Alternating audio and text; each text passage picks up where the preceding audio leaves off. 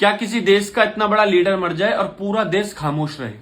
Tehran से लेकर Washington तक एक ऐसी खामोशी है जो डर पैदा कर रही है। सब कह रहे हैं कि ईरान का सूरज ढल गया है, लेकिन मुझे लगता है कि ट्रंप के लिए बिछाया गया एक जाल है। ईरान ने एक ऐसी शतरंज की चाल चली है जिसका अंदाजा शायद अमेरिका को भी नहीं है। ध्यान से सोचिए, अगर इतने बड़े लीडर की मौत होती तो ईरान की सड़कों पर लाखों लोग होते, दुश्मन पर मिसाइलों की बारिश हो रही थी, लेकिन वहां सिर्फ थोड़ी बहुत हलचल है, क्योंकि ईरान ने पहले भी ये किया है। याद करिए 2020 के वो वक्त जब सुलेमानी के बाद ईरान ने दिखाया था कि वो कमजोर है, लेकिन फिर उन्होंने सीधा यूएस के एआई आजाद बेस पर मिसाइलें बरसाकर बताया था कि साइलेंट रहना उनकी सबसे बड़ी ताकत है। स्ट्रेटेजिक डेफिनेशन का मास्टर है ईरान। वो दुश्मन को पहले जीत का जश्न मनाने देता है और फिर तबाही लाता है। लोगों को लग रहा है कि इजराइल और ईरान की जंग है। नहीं, इजराइल तो सिर्फ एक मोहरा है, असल बंदूक तो ट्रंप के कंधे पर रखी गई है। ईरान की नजर में इजराइल नहीं, सीधा डोनाल्ड ट्रंप पर है। सबूत की बात करें तो ईरान ने खुलेआम कहा है कि उनको ट्रंप की गर्दन चाहिए। हाल ही में यूएस इंटेलिजेंस ने खुद माना है कि ईरान के स्लीपर सेल ट्रंप की हर मूवमेंट के ट्रैक कर रहे हैं।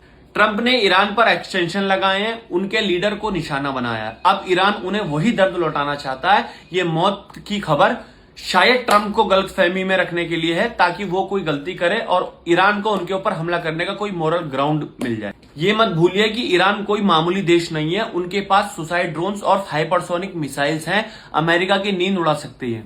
ईरान ने हमेशा एसमेटिक वॉरफेयर, छापामार युद्ध लड़ा है, लेकिन इस पूरे खेल में सबसे बड़ा खतरा किसके लिए है? भारत के लिए। दुनिया में तेल खत्म हो जाएगा, याद रखिए। अगर वहां एक चिंगारी भी लगी तो भारत के चूल्हे ठंडे पड़ जाएंगे, पेट्रोल के दाम आसमान छू जाएंगे, सप्लाई की चेन तबाह हो जाएगी। और भारत एक स्ट्रांग बेस है, लेकिन इस आग की तपिश में हम भी बच नहीं पाएंगे।